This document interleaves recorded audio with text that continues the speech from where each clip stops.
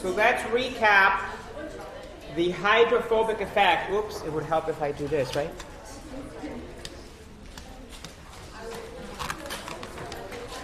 There we go. Let's recap the hydrophobic effect, which is when you have substantial amounts of two substances whose polarity is very, very different, and therefore thermodynamically, there's no gain in one dispersing within the other, but rather they exclude each other from each other to completely separate from one another. This is what happens when oil and water are mixed together. They will separate and exclude themselves from one another in order to minimize their interactions. Given that there's no attractive forces between them, there's stronger forces within each substance with itself as opposed to one substance with the other, given that they have very, very different polarity. So we talked about how soap particles, for example, well, this is not a soap particle, this is actually a fatty acid. We're going to talk about fatty acids a little bit later, but this is a substance that has a lot of non-polarity to it. It happens to have a little piece at the very tip, which is somewhat polar, what we call the polar head, but the bulk of the structure is non-polar. So in order for this substance to fully disperse in water, it would require the water molecules to be very, very ordered around the non-polar pieces of the structure, and that comes with an enormous loss of entropy relative to the water. So if you have all of these particles individually dispersed, the sum of this entropy loss is much greater than if the particles simply coalesce and now the water simply arranges itself around the exposed area that's exposed to the water, but everything else sort of gets excluded from that. So to minimize these entropy losses of the water, what ultimately happens is that these structures will fully coalesce, will be excluded from the aqueous phase, and they will form these spherical structures known as micelles, in which the entirety of the nonpolar components are going to be protected from the water, if you will, on the inside. The water then gains its entropy back because now it doesn't have to be organized around this surface to try to interact with itself. All that the water is doing, or attempting to do, in these organized pieces that are shown here, these water molecules are trying to interact with each other because they cannot interact with the nonpolar pieces of the substance. So this is highly organized. This piece here that's a little U is highly organized water molecules.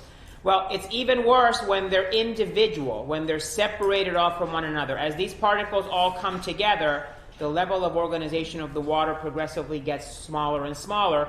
When all of those particles ultimately coalesce, and then all of the nonpolar components are brought inside, and only the polar pieces, these little blue polar heads, are the ones that are towards the outside.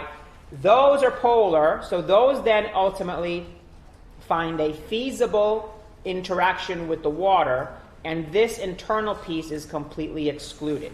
Okay? So we closed with this slide talking about pharmaceuticals. There are many examples of nonpolar drugs that need to be administered. And in most cases, those nonpolar drugs, because of their nonpolarity, their targets will also be nonpolar. Now, the water is surrounding or attempting to surround these drug particles as the water, because this is all happening within the confines of the human body where everything's surrounded by water. These water molecules are making their best to interact with each other as they surround the drug. The same thing happens with the target. There's a very strong gain in entropy in the system as the drug finds the target and displaces the water from each other's surface, now the drug finds the target for which it has an attraction. The water ordering gets less, and that is the driving force for the drug being able to interact with that target. So the exclusion of the water from that interface between drug and target, the drug will attract the target by virtue of both of them being nonpolar. The hydrophobic effect, which is what's acting here, and excluding that water is then what allows the drug and target to effectively interact with each other. So these considerations are critically important in drug design and understanding drug delivery and drug action, particularly when your drugs are nonpolar. So when considering solubility of substances in water, particularly dealing with organic compounds, there's sort of a general rule. There's always exceptions to every rule, but generally speaking, the more carbons an organic compound has, the lower its solubility in water. Because the carbon pieces of the structures, particularly if they have hydrogens on them, they're hydrocarbon components, those are completely nonpolar. Now, if, however, you have a certain number of oxygens or nitrogens or other electronegative atoms on that structure, the more of those atoms you have within the structure, the higher the ability of those molecules to interact with water, therefore the greater the solubility of those compounds in water.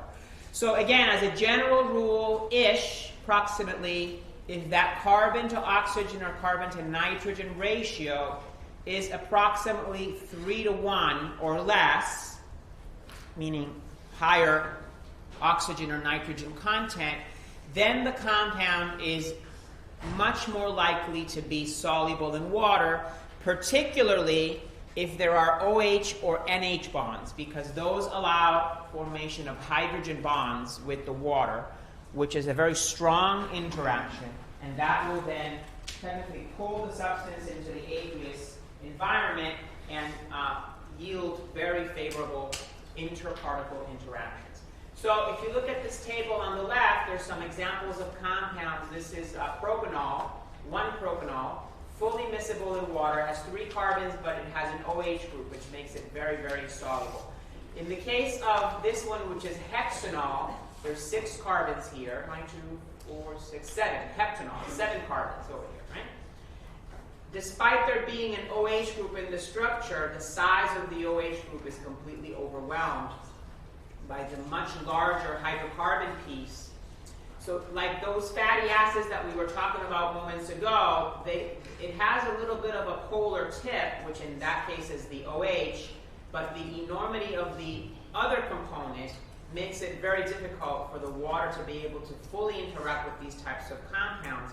So they are they display very little solubility, and if any, they will form these micelle-like structures, which I hope you can appreciate. These micelle-like structures are colloidal size. They're very large compared to simple solids. This is what happens with soap, it turns out, in water. And this is why soap water is kind of a little bit milky, because the formation of micelles is what happens in soap, and the cleansing power of soap relies on the formation of these micelles, and that when you wash your hands, you have any grease on your hands, well, the grease is going to end up in the middle of the micelle because that's what's nonpolar, and the grease is nonpolar. And this very large structure that in the middle has all this nonpolarity, including the grease, they're very big. That's a colloidal dispersion that gets washed away when you wash your hands. So if you ever have soap to water, mix it, observe, it's cloudy. It's a little bit cloudy. It's a little bit milky. Not milky like milk, but it's a little bit cloudy. It's because what's in there are these colloidal micellar formations. So again, back to this compound, this is, notice, very, very low solubility, as opposed to propanol, which you can mix them in any proportion.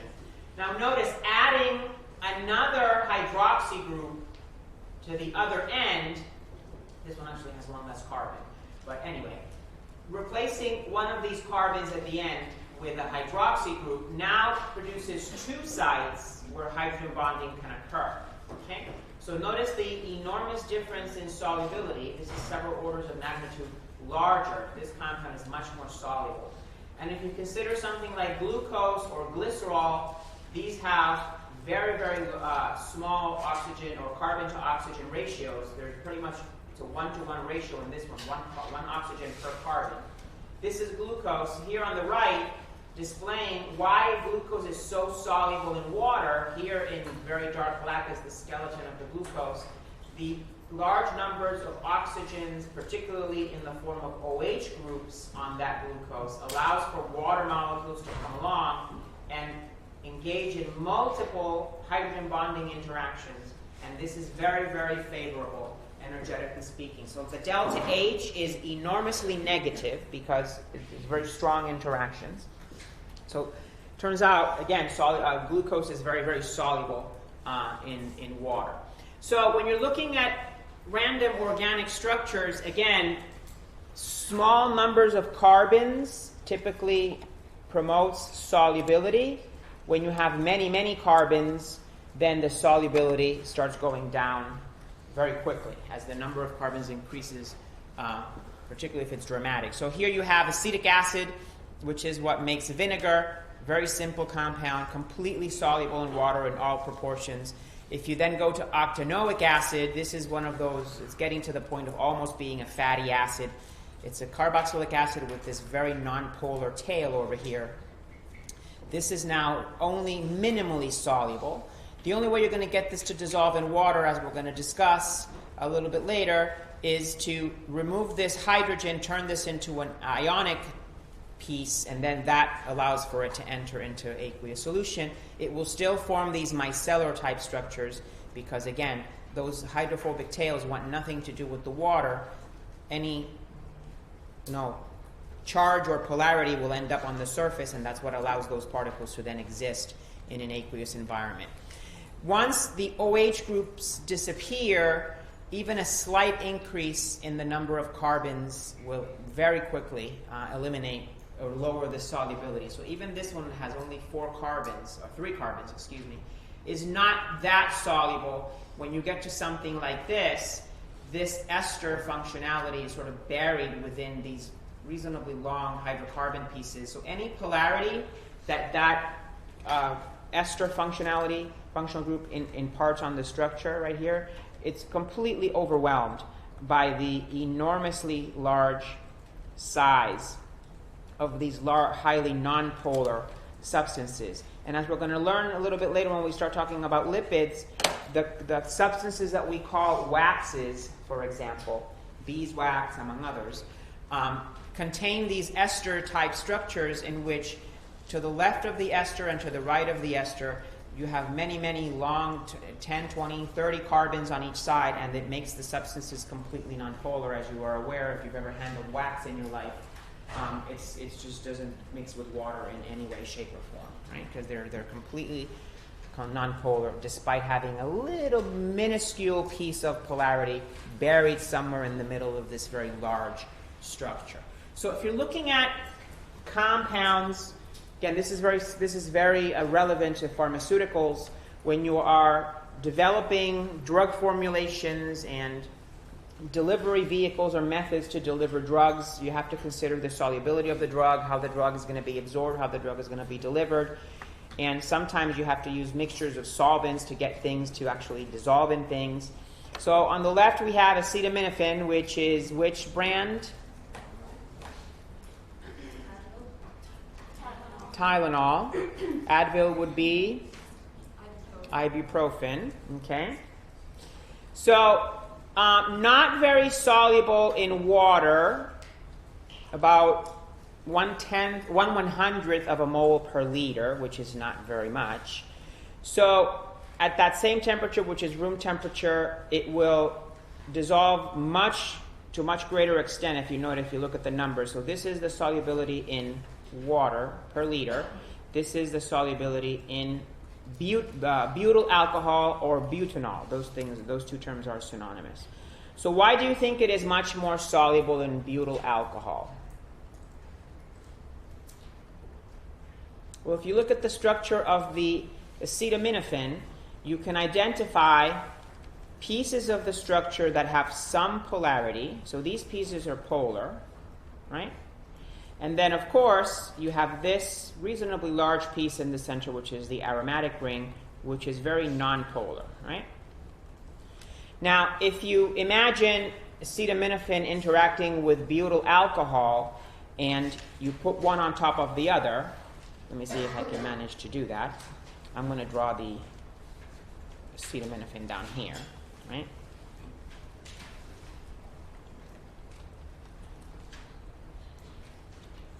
So this part of the molecule can effectively interact with this because this piece is nonpolar, right? And this piece is what's polar, right? So the polar will be able to interact with the polar pieces of the acetaminophen, including, you'd have to have another molecule over here. I'm going to draw the butanol this way, 2, 3, 4. Here's another OH group.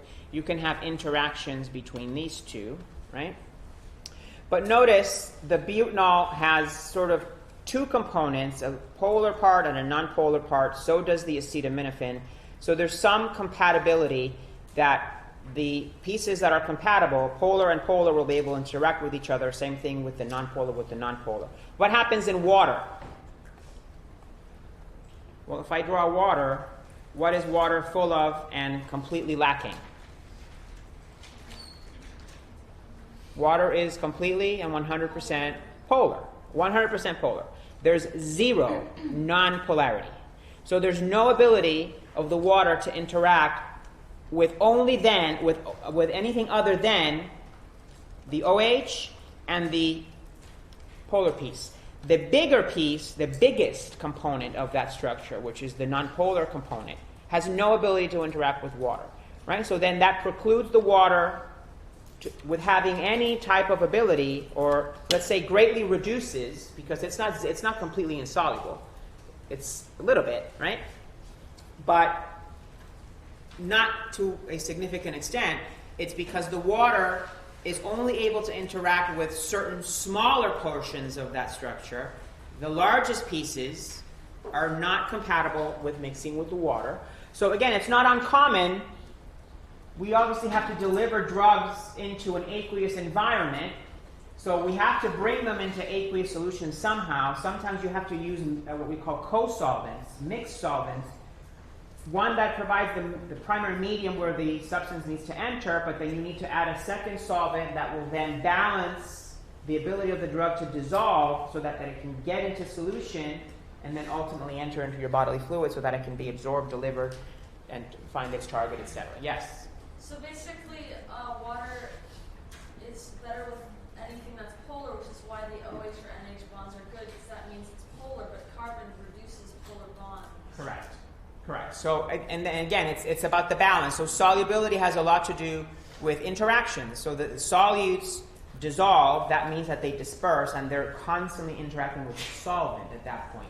So if there's no compatibility, no attraction, then it's not dissolving, right? All right. Everybody with me?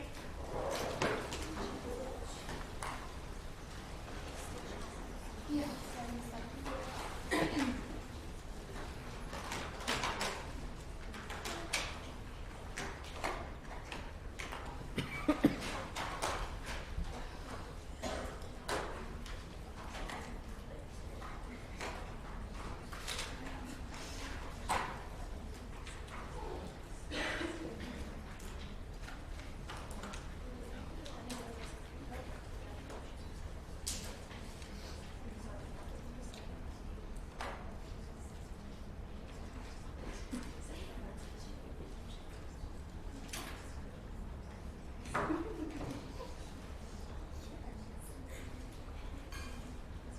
Okay? All right. So, based on all of these concepts that we've been discussing, we're now starting to move towards biochemistry a little bit. So when we're looking at biochemical compounds or structures, we can categorize them in three broad categories. The substances that are very or highly water-soluble are said to be hydrophilic, and these are substances because they're water soluble, they have the capacity to effectively interact with water. So they typically have some part of their structure that is capable of forming hydrogen bonds with water, or they're typically small structures that have multiple polar functional groups within their structure. Not necessarily OH having any OH groups, but as long as they're small and reasonably polar, they will be able to interact with water. Of course, hydrogen bonding capacity greatly increases that solubility and then enhances their hydrophilic character. The exact opposite of that is something that is hydrophobic. We've already talked about the hydrophobic effect. Something that was really nothing to do with water. These are substances that are water insoluble. Most commonly, they contain large hydrocarbon portions or non-polar functional groups that typically overwhelm any presence of polarity within the structure. If the non-polar pieces are much larger, then they're going to overwhelm everything else, and that's going to lead to the net structure not being very soluble in water. And then we've already mentioned these specific substances. We've talked about them in the context of emulsification, that these are called amphipathic or amphiphilic. They have both components that are significantly polar or even charged, and completely nonpolar. And the coexistence of those two, both with a significant presence, this is the main point, because many hydrophobic substances have a little bit of polarity and they have a lot of nonpolarity. For an amphipathic or amphiphilic, the presence of polar and nonpolar needs to be significant for both, so that they can then commingle with everything else. And these are going to be soluble in both polar and nonpolar substances, and these are the substances that we've discussed allow things that are polar to mix with things that are nonpolar because they provide the glue that brings them together. The nonpolar components of the amphiphilic substance interacts with the nonpolar component of the mixture. The polar pieces interacts with the other substance, which is polar, and then it allows them to come together, again, as we discussed with emulsification and things of the sort. So you need to be able to look at structures and decipher by inspection, by looking at them, whether you predict they're going to be polar, hydrophobic, hydrophilic, or amphiphilic, right? So again, something like glucose, this is glucose in what we call the open chain form. The one we saw previously was in ring form. We're going to learn about that when we get to chapter 10, talking about carbohydrates. But just by looking at glucose, notice the enormous number of hydroxy groups. In fact, there's pretty much one for every carbon except for the first one that has an aldehyde, which is also quite polar because it has a C-double-bond-O functionality. So glucose is exceedingly polar in water. Despite it having 6 carbons, it has 6 oxygens as well. Here's alanine, one of 20 or so amino acids that we're going to be learning a little bit later about when we talk about proteins. Amino acids are the building blocks of the class of compounds that we call proteins, or structures that we call proteins. And again, notice there's an amine, there's a carboxylic acid. Typically, the structures are not too large. As we're going to learn, what distinguishes one amino acid from another is the identity of this. So let me just give you some information. This carbon in the middle here that's bonded to both the nitrogen and the carboxylic acid is what we call the alpha carbon. And on that alpha carbon, in addition to the amino group and the carboxylic acid, there's what we call a side chain, right? Here's the alpha carbon. It's bonded to the amino. It's bonded to the carboxylic acid. And then there's also a side chain. In this case, it's a single carbon. This one happens to be called alanine. The identity of what this hanging piece is there in the middle is what distinguishes one amino acid from another. And there's about 20 different amino acids that are important in biochemistry, as we're going to learn later. But as long as this hanging piece here, this side chain, is not too large, not too hydrophobic itself, the structure as a whole, because it has 2 amine and carboxylic acid highly polar functional groups, then amino acids are quite hydrophilic. They're soluble in water. Now, if you look at these substances shown here towards the center of the slide, that they take up most of the slide, this one on the very top is one of many examples of what we call fatty acids. I've already started to allude to them. that we're going to talk about later when we talk about fats and oils and lipids in general as one of the major foodstuffs and nutrition and energy-producing substances that we take in our diet. So notice an enormous number of carbons. I think this one has probably 18 or 16 or something of the sort. And then it has a very small, compared to the rest, reasonably polar. Carboxylic acids are quite polar, but because this is so small compared to everything else, this as a whole is quite hydrophobic. So this in an aqueous solution, for the most part, wouldn't really dissolve too much. If anything that would dissolve would form those micelle-like structures, sort of burying these large, long pieces in the middle, and this would be towards the outside. Now, if you treat these compounds with hydroxide, we haven't talked about acids and bases yet, but just to give you a heads up, this is the next chapter. Carboxylic acids, as their name implies, are acids. Acids are substances that are capable of giving up a hydrogen atom in a chemical transformation. Hydroxide is what we call a base, which is a substance that's capable of picking up a hydrogen in the same reaction. So hydroxide, when it finds a fatty acid, goes after that hydrogen. The rationale is, if you know, the polarity of these bonds is such that oxygen is delta minus, hydrogen is delta plus. So the minus charge of the hydroxide is attracted to the delta plus of that hydrogen. It picks it up, and then it leaves behind a negative charge on oxygen, now producing an ionic structure. Now this one is amphipathic because when you have a charge that has a significant polarity to it, very, very strong. Charges are very, very strong entities. That will interact with water very, very strongly. So from something that was hydrophobic because the polarity of this was nothing too exciting, to something that is extremely polar, extremely charged, this is now amphipathic. This piece, the top piece, what we call the head, is the ionic part, the charged part, the hydrophilic part here, right? And then this entire piece is the hydrophobic component. They coexist. So that's why we call it amphipathic or amphiphilic. So soaps and detergents, in fact, rely on this very important property. Now, for soaps, you have these very, very long hydrophobic tails, which at the very tip have this carboxylate group. It's called carboxylate because it comes from a carboxylic acid. Carboxylate. Okay? So if what's at that tip is a carboxylate, then the substance is called a soap. Literally soap. Okay?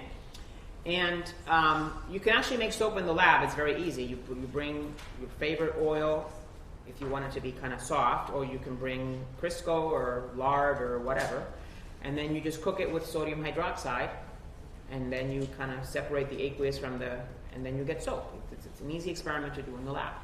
Okay? We don't do it here, but it's another. People like it because then you can bring and add things to it and make it smell or whatnot. So if instead of a carboxylate at the tip, what you have is a sulfate, then that changes names and it becomes a detergent. Okay? Now, the reason why there's both out there is because it turns out that there are components to tap water. Things that are coming down your tap water, everybody's water is the same way. Different towns have different levels of it, but there's certain ions in your tap water, typically magnesium, calcium, and iron, that when they interact with soaps, carboxylates, these are not very soluble. And then you have these precipitates that form with calcium, magnesium, and iron. And they will eventually accumulate, and that's what we call soap scum. This stuff that you have to eventually scrape off and clean in your tubs and in your sinks and whatever. That doesn't happen with detergents. All ions, including magnesium, calcium, and everything else, are soluble when they find detergents. So for washing your clothes, for washing your dishes, this is why we use detergents as opposed to soaps. They're very similar in what they do. Same thing, is, that's pretty much the only difference, is that one has a carboxylate, one has a sulfate at the tip, right? So this little tip here, instead of seeing COO minus, it's SO4 minus. OSO3 minus is the way we write it. Okay? So these substances, it turns out, let me just show you pictures, because everything that I'm going to say from that slide is here. Right? So here are your soap or detergent particles. Here is your grease. Here's the water. So what's going to happen? What's going to happen is that eventually the soap or detergent, the tails, right, these long hydrophobic nonpolar pieces, they're going to find their way, and they're going to sort of, because of they're of the same type, nonpolar, right, they're going to find their way into the grease, and they're going to insert themselves within the body of the grease. Now, the grease and water, notice they're completely separated. They don't mix, right? So this is the same thing that happens when you wash your hands. This is what happens when you put your dishes in the dishwasher. This is what happens when you put your clothes in the washing machine. It's kind of being mixed, right? All over the place, right? So then what happens that then it starts forming these structures. The grease starts to be pulled off. And then ultimately, all of that starts forming smaller and smaller micelles. Here's the micelles, that picture that I showed you earlier. Now, because these heads are very, very polar, in fact, they're charged, once the grease is completely enveloped and engulfed and swallowed, if you will, by this internal portion of the micelle, then these particles, which are quite large, are colloidal particles. But they're soluble. This is a colloidal dispersion. These substances are going to be floating in the water. And then ultimately, now you have your dishes are clean, your clothes are clean, your hands are clean, and when you flush the water, right, under the sink or into the wash, then all that's going away. It's being taken away, right? So this is how soap works, okay? So again, it's all based on the hydrophobic effect, right? Because the nonpolar substances are going to find themselves, and they're going to exclude the water from the middle, and then the water's outside, and then they can ultimately be removed in that fashion. So again, the nonpolar tails are going to be towards the center, away from the water. All of the nonpolar stuff is going to be in the middle, right? The polar's outside, interacting with the water, and then once it's all dispersed, right, the water will take it away. So remember, another term, we're going to talk more about this term, surfactants. It's another term for detergents and soaps. This has a more of a physiological connotation, as we're going to see. It's all the same thing, same principle. This is how it works. Okay? All right, so, question. Hydrophobic effect explains how soaps disperse oil and water, why oil and water do not mix, how some nonpolar drugs interact with their target, or is it all of them?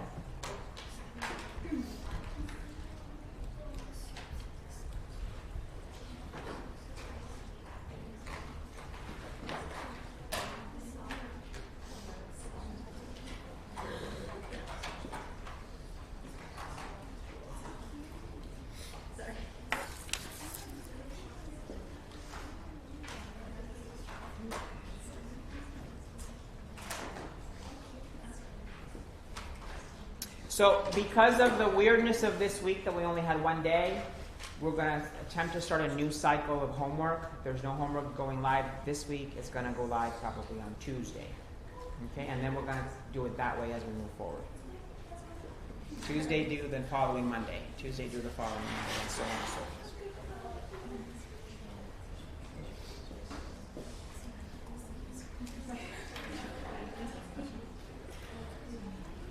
Okay. And the answer is?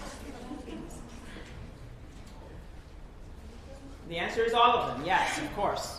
So we just discussed how soap disperses oil and water in the form of a colloidal dispersion. Hydrophobic effect is why water and oil do not mix and requires an amphiphilic substance for it to be able to be mixed, right? And we talked about how the hydrophobic effect is an important determinant of how nonpolar drugs ultimately interact with their target.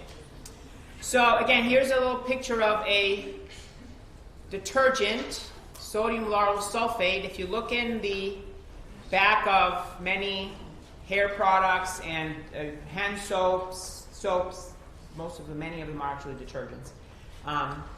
You'll see this is a very common component, SLS. It's also used in the laboratory as a detergent to separate biological mixtures. It's very good for separating proteins from other components and things of the sort. So those of you who are going to be working in a biochemistry or biomedical sciences laboratory, at some point you're going to learn about SLS or SDS. There's different variants of these structures. So which portions are the hydrophilic pieces? So the hydrophilic component would be the hydrophilic piece would be the sulfate, right? So this piece is hydrophilic, right? That's the one that's very attracted to the water because it's charged. The part that is hydrophobic would be the very long, very hydrocarbon piece that is the nonpolar piece, right? So this is vitamin E. Would you expect vitamin E to be a water-soluble or fat-soluble vitamin? It's a fat-soluble, right? And how many fat-soluble vitamins do we have?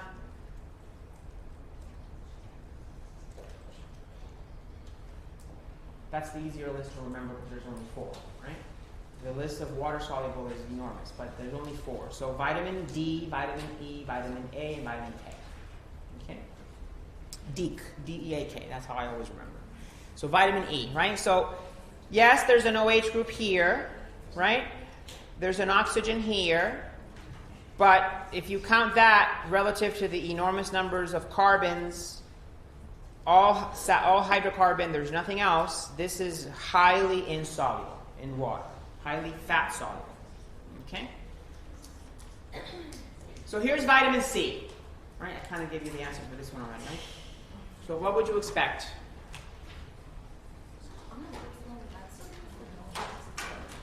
It was missing out another bond. Okay. It's not a thing. But if you have a phenol with other groups, let's say if you have like a phenol with CH3, that's still It's considered a phenol.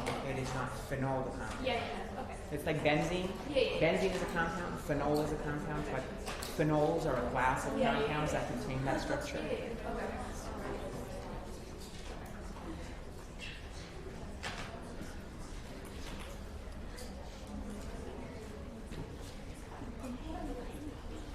Okay.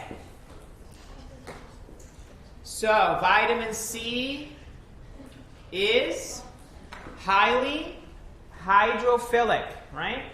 Vitamin C look the number of hydroxy groups that this has, plus it has an ester. If you count carbons and oxygens, they're about the same ratio, right? Pretty much every carbon is bonded to an oxygen. This is a 1-to-1 ratio. This is highly water soluble. Okay? All right, so this is why vitamin C does not accumulate in your body. It ends up in your urine. You get rid of it very, very quickly. As opposed to vitamin E and vitamin A, you can have overdoses of these vitamins that can accumulate in your body because they find their home in your cell membranes and all kinds of fatty tissues within your body, and then you can have issues with too much vitamin D, too much vitamin E, and things of this sort. All right. So let's bring this into a physiological context. So there's another parameter that turns out to be important physiologically, which is called surface tension. And this is a measure of the attractive forces that are exerted amongst surface molecules right at the very surface of a liquid. So I hope you can appreciate that within a liquid, the particles that are completely embedded within the liquid are being attracted by surrounding particles from all possible directions in three-dimensional space. But the ones that are at the very surface, they lack interactions with anything above them, right? They're at the very surface, only things coming from below. So it turns out that creates a different dynamic on the surface. And there's a force that is exerted on the surface molecules because they are attracted only sideways and from the downward direction, but nothing from above. So what ultimately ends up happening that there's a net attraction of those particles that tends to pull them simultaneously horizontally and downward. And what that ultimately results is in a force that tends to draw them into a spherical shape. Okay? Now, for other reasons, not all liquids are able to attain the sphere that physics is trying to get them to. But what ultimately happens is that a molecular mesh, literally molecular mesh, forms on the surface. Now, the strength of that mesh will depend on how strong those interparticle forces actually are between the components of what make up that liquid. Now, water, for example, because it has extremely strong hydrogen bonding interactions, water has a very strong surface tension. Okay? Water by itself. So you probably have seen pictures of insects standing on water, or we actually do an experiment here at some point, if you haven't done it already, I don't remember, in which you take, very carefully with some tweezers, you take a little pin, and you try to very carefully, without too much thing, very carefully put on the surface of the water. And if you're very careful, you do it at the right angle, and sometimes it takes a little bit of trial and error, you get the pin to float. It's actually being held by the surface tension of the water. And then if you take the glass, so you're doing this in a container, you put the pin on one side and the pin's floating, and you take a drop of soap, drop it on the other side against the glass, and let the soap trickle onto the surface of the glass. The moment the soap reaches where the pin is, the pin falls. Because you have broken the surface tension of the water. This is what surfactants do. They interfere, they find their way, they insert themselves, as we just saw with the grease. Well, they can also, because they have those polar heads, they can also insert themselves within the network of the water molecules, interrupt the interactions within the water between them, and the moment that happens, the surface tension is destroyed at that point. So, again, this is what we're talking about. So on pure water, every water molecule that's within the body of the liquid is experiencing interactions and attractions in all directions. Only the surface ones are lacking the ones that are coming from above. So it turns out that the forces are different. The forces turn out to be pulling in a particular direction. Now, assuming this is a highly nonpolar surface, because at that point the water molecules have no attraction to the surface, they have a very strong attraction to themselves. That's what then ultimately leads to the formation of beads, right? So if you ever waxed your car or seen cars that have been waxed, that's why the droplets, they slide really quickly because they have no attraction for the wax, and they form these really round beads because they're trying to interact with themselves. They want nothing to do with the wax. So the surface tension forms these spherical drops. Of course, when there's no wax, if the surface happens to be polar, then what happens? Like glass, for example. Water will spread because glass is very polar, and the water molecules want to interact with the glass, and that's why the glass gets wet. So wetting is actually a thing. It's a concept. When a liquid is able to interact with a surface through similar types of interactions, the liquid will spread as opposed to form spherical beads, and the surface becomes wet by that fluid. Now, again, back to this, assuming it's nonpolar. So let's say this is a waxy surface over here, right? The water's going to, by nature, because of its very strong surface tension and has no attraction to the wax, it's going to form these beads. The moment you put a couple of drops of soap or some surfactant, detergent, whatever, onto the water, those drops automatically will flatten. Okay? And because this is what's happening, the polar heads of the detergent or soap have now stuck their head, literally, in between the water molecules. And now this whole thing is broken, right? And now the surface tension goes down dramatically. Okay? So, why do we care about any of this? Well, because it turns out that in your lungs, your lungs produce surfactant. And it is an exceedingly important component of lung physiology. If you do not have surfactant, there's a mathematical relationship that relates the pressure inside your alveoli to two things: the surface tension, which is the T on the top, and the radius. So as alveoli get smaller and smaller, the pressure inside of them goes up. Okay? And it gets to a point that if you have disparate radii between neighboring alveoli, the ones that get smaller, suddenly the pressure inside them goes up. Well, greater pressure obviously pushes everything in the direction of where there's less pressure.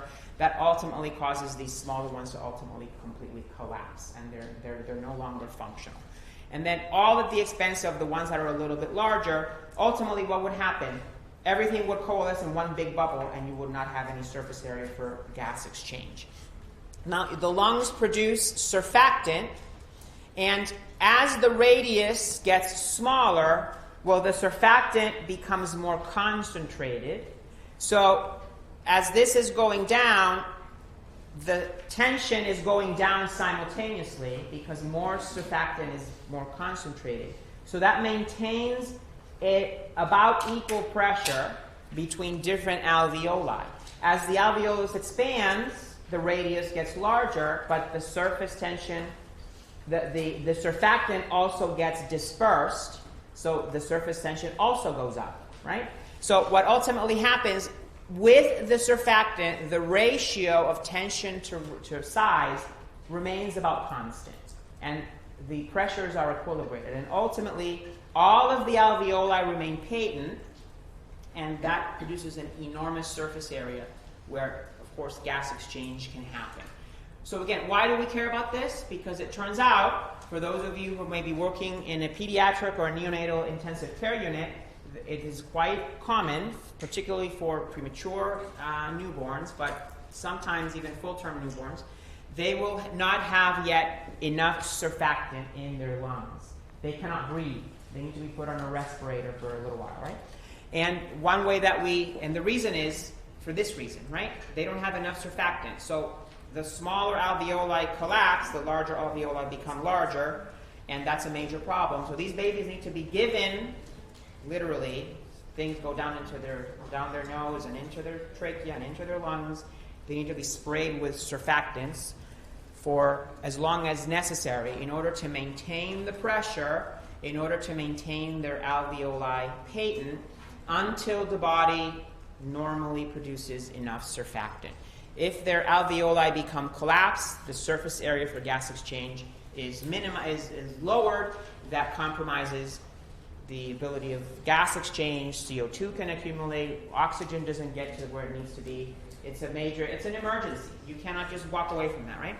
And of course, sadly, these are tissue samples from expired babies.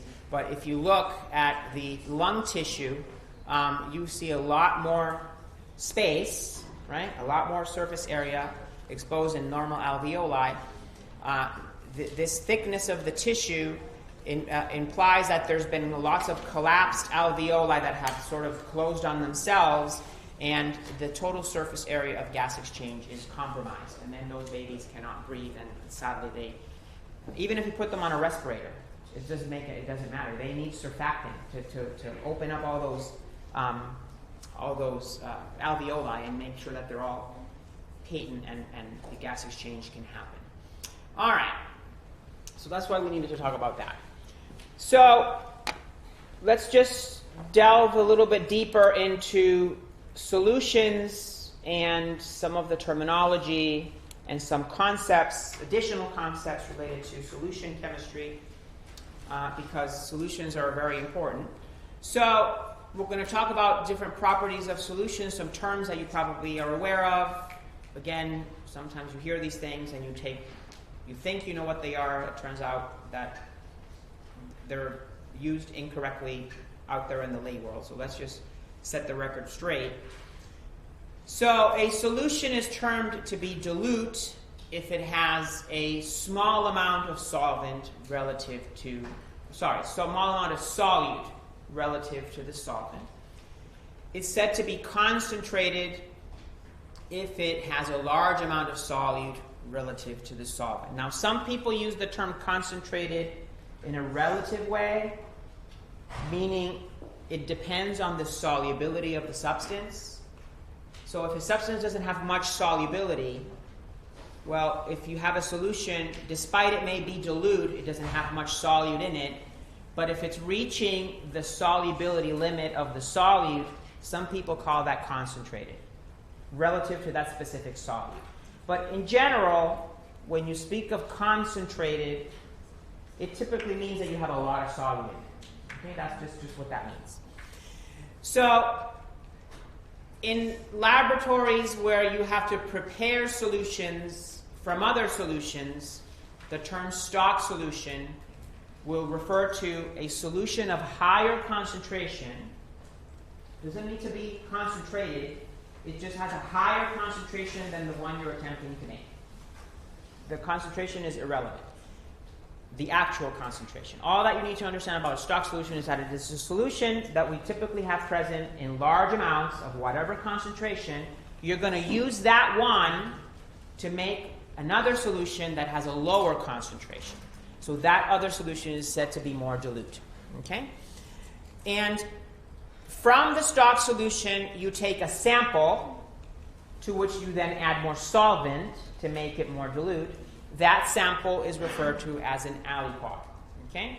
So this is just laboratory lingo, just FYI. For those of you who may be working in laboratories, making things, sampling things, testing things, these are very common terms in the daily routine of a laboratory scientist.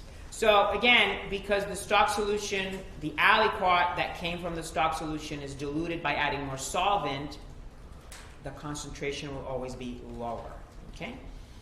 Now, in terms of relative amounts of solute that may be present in regards to the solubility of the substance, meaning how much will dissolve, and that can vary by substance tremendously.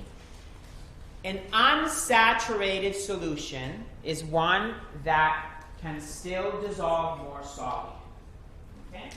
So if you take a teaspoon of sugar and you add it to a cup of water and you stir, you can still add a second teaspoon and dissolve it, right? So after adding the 1 teaspoon, because you can still dissolve the second one, probably even a third one, the 1 teaspoon cup after dissolving it will be unsaturated. Okay? Now, to make it saturated, what would you need to do? Saturated means that it cannot dissolve anymore. Well, then you would need to keep adding, and keep adding, and keep adding, and stir, until you get to the point where you cannot dissolve anymore. And then you wait. And you let the insoluble solid settle, right? Because no more can dissolve. So at that point, the solution that's on top of the undissolved solid, that will be saturated, because it can dissolve no more. Okay? So, one way to observe that a solution is saturated is if it has undissolved solute at the bottom. That for sure guarantees that the solution is saturated. Because if there's solid on the bottom that's not dissolved, well, the solution on top is not dissolving anymore. That means that it is completely saturated. So it's not uncommon in laboratory procedures to, the protocol says, use saturated sodium chloride or use saturated sodium bicarbonate. So how are you going to prepare that solution? Are you going to go and look for the solubility in some random book or on the internet? No. You just take a jug of water, add solute, shake, shake, shake. Did it all dissolve? Yes, let me add more. Shake, shake. Did it all dissolve? Yes, let me add more. Shake, shake, shake. Did it all dissolve? No. Okay, my solution is saturated. Done. That's all I need to do. And as long as you see solid on the bottom, you know that it is saturated. That's it, right? All right. So here's an interesting phenomenon. Supersaturated. What that means is that the solution has dissolved more than it can possibly hold at a given temperature, right? And you may ask, well, how is that even possible? Right? Well, what do we say about solubility? What is the major factor for solid or liquid solutes? Never mind gases. What is the major? determinant of solubility. It's temperature, right? If you heat the solution, you can dissolve more. Yes? Everybody knows that with your coffee, with your tea, and all that, right? Now, if you have a saturated solution that has some solid on the bottom undissolved, let's say at room temperature, and then I heat it, and I manage to completely dissolve the solid that at room temperature would not dissolve. But if I heat it up to 40, 50, 60 degrees, you can get it to dissolve. And then you turn off the heat, and you walk away, and you're really quiet, and you leave it alone, and you don't touch it, you don't disturb it, you just watch from a distance. The temperature will fall back to room temperature. And if you leave it alone, don't touch it, and there's no motion, there's no nothing, in many cases, that excess solute that should not have been there remains in solution. But that is what we call, and that is what we call a supersaturated solution. These solutions are extremely unstable. Any disturbance, perturbation, even looking at it the wrong way, will cause it to crash. So all you need to do is tap the glass, touch the surface, any type of perturbation, and suddenly, whoop, whatever should not have dissolved at that temperature will immediately crash out of solution. Okay? It's mostly a laboratory phenomenon, but it turns out that there's some important physiological examples of supersaturation that lead to precipitation. We talked about gout and pseudogout, and gallstones and not much gallstones, but kidney stones and things of the sort. In some instances, it is due to particular circumstances that lead to the formation of a supersaturated solution of something, and then that's what ultimately ends up crashing out, and that's what then produces those crystals that are causing problems. So again, here's a saturated solution. You have some liquid, you have some solid on the bottom that has not dissolved. If you heat it, you then manage to get it all into solution. There's nothing at the bottom. Here they're showing you at the bottom, right? Here's the solid. And what happens in a saturated solution, it's not that the substance is no longer dissolving. This is a critical piece. This is a dynamic equilibrium process. Just like chemical equilibrium, this is actually a physical equilibrium. Particles on the surface of the solid are leaving the solid. Particles that are dissolved are re-entering the solid. That rate is the same. So one leaves, one enters. One leaves, one enters. One leaves, and that's why it stops. It's a rate issue. Okay? It turns out. Once it's all dissolved, then there's no more solid. So that's it, right? But again, you heat it, then you cool it.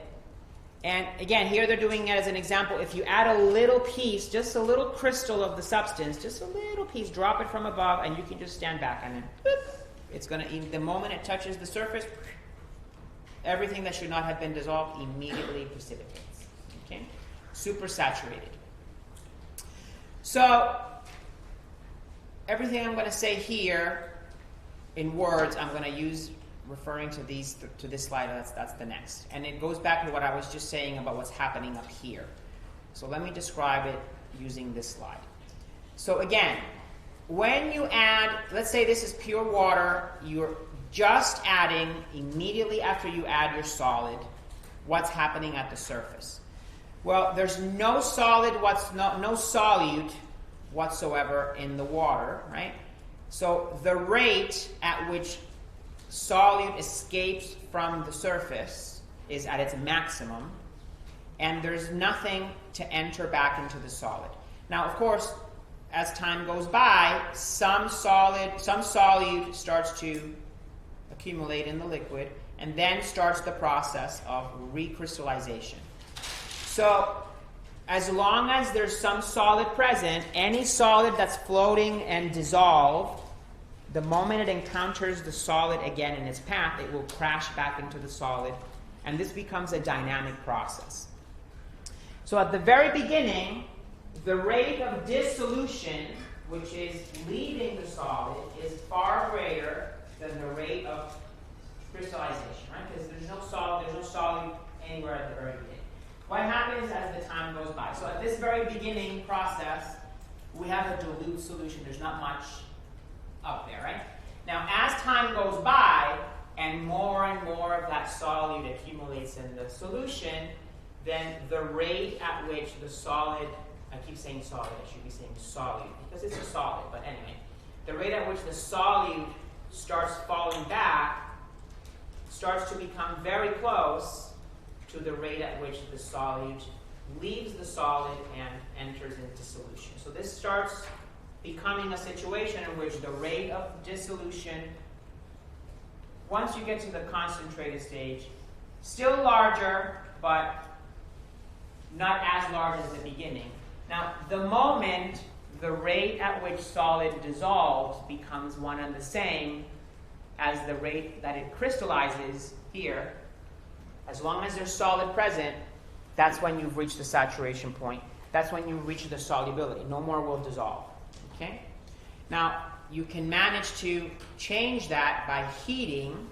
If you heat it, it ultimately then leads to an increase in the rate of dissolution, and the moment that then gets matched up by the rate of crystallization, some more solid has dissolved, and that's how you reach the saturation point at any point. If you continue heating, it's going to come to the point where, again, it just completely all dissolves, and at that point there's no more solid, so there's no more recrystallization. Okay? All right. So, everybody still with me? We had two of those today.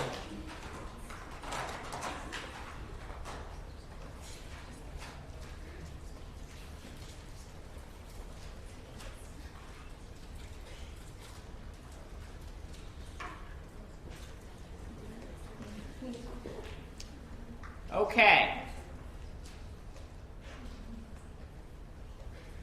So, we need to talk about this other concept. There's several more that relate to solutions, but vapor pressure and boiling point, and then we're going to start diving into what we call colligative properties, which are properties of solutions that depend on concentration of solids. So let's explain the process of evaporation in a little bit more detail. Okay? Turns out this has important physiological implications. So, as we know, evaporation is the process by which the particles on the surface of a liquid escape that liquid and enter into the gas phase. Okay? So, within the body of a liquid, the particles are constantly moving, constantly colliding with each other, let's say this is in a container, they're colliding with the surface of the container, they're colliding with everything inside. As we've said with the concept of surface tension, the particles at the very surface live in a different environment because they don't have anything above them other than air, right? Assuming this is open to the air. So those particles are colliding sideways with their neighbors. The particles that are underneath them are colliding with them from below. The gas particles from the air that are also above them are colliding with them on the surface. But they have the advantage or the uniqueness, let's not say advantage, the uniqueness that when they get hit from below or from an air particle, they can actually, in that process, gain enough kinetic energy to escape the liquid from the surface only and escape into the gas phase. The moment something enters the gas phase, if it's an open container, it's gone. It's not coming back. Okay? Because gases will disperse to occupy the entirety of their available volume. And if this is open, the moment this very thin layer of surface particles, the ones that are responsible for the surface tension, the moment they escape, if they collide with something from underneath that gives them enough energy for them to leave, they're gone. They're not coming back. So this is why liquids evaporate. If you leave them open, It's kind of like in layers. The first surface layer, gone. The second surface layer, gone. The third surface layer, gone. It's not coming back. So eventually it's all gone, right? Only if you keep it in a closed container will the liquid not evaporate. Now, there's always going to be some evaporation at the very surface. There's going to be some vapor up here, right? But if it's closed, then it has nowhere to go, so the gas particles are going to start moving and colliding with everything in sight. And then, not only are they colliding with the glass, what else are they colliding with? They're colliding with the surface of the liquid as well, right? That's there because it's within their vicinity. So, as with the solid that recrystallizes in the solution when it touches the solid, the gas particles of the vapor, the moment they touch the surface, they fall back in. And then the dynamic equilibrium is established, right? And then a certain amount of vapor accumulates, and you can measure that pressure of that gas. We call it the vapor pressure of the liquid, right? It's coming from the gas particles that are coming from the liquid. So again, as these particles are colliding back to the evaporation process, energy is exchanged. The moment a surface particle acquires enough energy to leave, it's gone, it's not coming back. What happened to the energy that was transferred to that particle that left? Well, it took it with it. It's gone because it absorbed it as kinetic energy when it collided with something that made it depart. Most commonly, other liquid particles that are coming from below. So because it's taking with it part of the total energy content of what was the whole body of the liquid, it leaves behind less energy. And that becomes manifest as a lowering in the temperature. Okay? So evaporation has a cooling effect. This is physiologically critically important. This is why we sweat. When you are heavy-duty exercising, and you're burning a lot of energy, and your body is generating enormous amounts of heat, one of the major physiological mechanisms to dissipate that heat is through sweating. The sweat coats your body. That increased blood flow through your skin that's normal physiologically during any type of activity. I mean, some of it gets shuttled to the inside to feed the muscles and whatnot, but there's generally speaking throughout the body greater blood flow because the heart's pumping faster and the whole thing. So that sweat coats the body as the heat generated is transferred to the water on the surface of your body. The water evaporates, taking with it the heat, leaving behind a cooler body. Okay, so evaporation is a cooling process. If this container, open container, were fully insulated, meaning that no heat, we don't perceive that on a daily basis. If you have an open glass or a pot or whatever with water evaporating, we don't perceive the temperature going down because these containers they can absorb heat from the air, from the surroundings, and as technically the evaporating liquid is taking heat with it, turns out that heat from the air is re-entering and it all remains at the same temperature. But if this container were completely insulated, in which heat cannot enter from the outside, and you had a thermometer inside of this container as the water is evaporating, you would notice the temperature going down as the water evaporates. Okay? This is what happens with the body. As the sweat evaporates, heat is being taken away, temperature of the body ends up going down. So it turns out this is a very sort of old wives' tale method, but it's quite effective of reducing a patient's fever. Right? If you take a patient who's febrile, smother them in blankets, not to kill them, but smother them in blankets, because that promotes heavy sweating. If they have a fever, they're going to sweat even more. It's not pretty, it's not comfortable, but you sweat buckets, right? And those sweating with buckets coats your body with the water, and as the heat evaporates, as the water evaporates, it lowers your fever like that, right? When I have a fever, thank God it's been years since I've had a fever. When I have a fever, right? Typically that means that I'm home because I'm sick, right?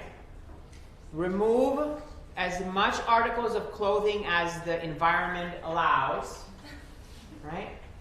Take a little spray bottle of water and just sit there for a few minutes and your fever will go down because that water evaporates, it's going to go down. If you have a high fever and if you're sick, you're going to need a couple of bottles. But anyway, it works. It works. Of course, the extreme situation will be put the patient in an ice bath and then that's it, right? But that's also not comfortable. Those are extreme measures. All right. So, again, in an open container, as we've been saying, open, because the moment something leaves the liquid and enters into the gas phase, if the container is open, the new container is the atmosphere. It's gone. It's not coming back, right?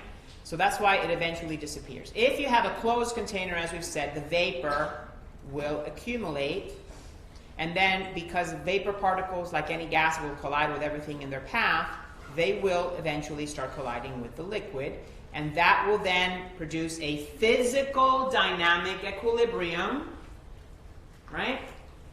And there's going to be a rate of evaporation, simultaneous rate of condensation. The moment those two are the same, that's when the process, I don't want to say the word stops, but the amount of gas particles in the vapor phase remains constant, okay?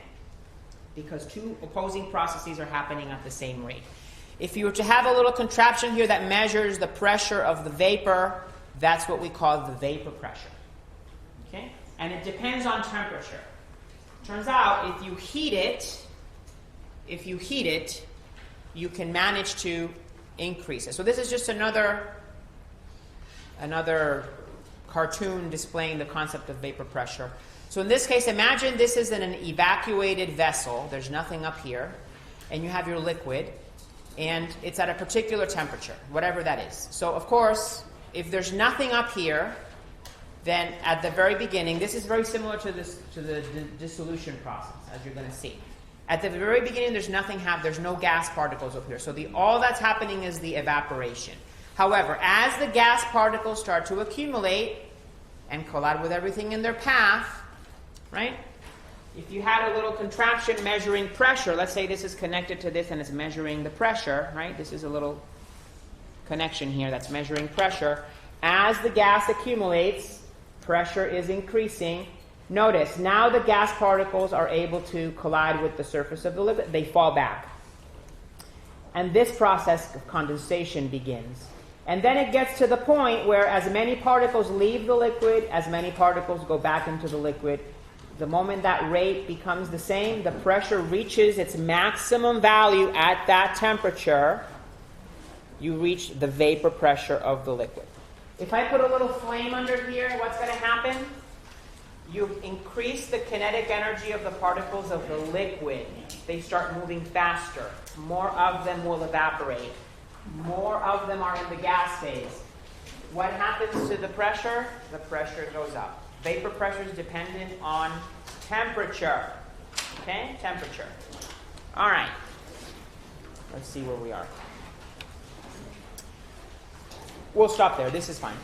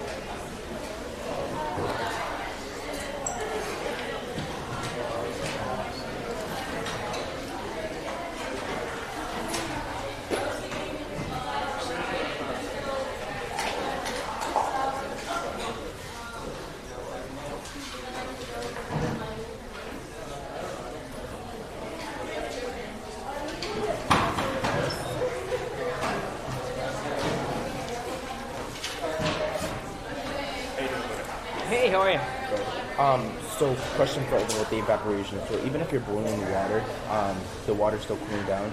Even if No, it's no. still being Boiling is a different. Evaporation is at without heat source. Just letting it be? letting it be. Okay, because that's what I was getting. yeah. Okay. Boiling is a different. We're going to 'Cause talk about boiling next time. It's a different process. All right, because I was saying, like, how if you boiling water, how is the water temperature going to cool down even No. though it's evaporating? Okay. Yeah, All right. it's a different thing. Thank you.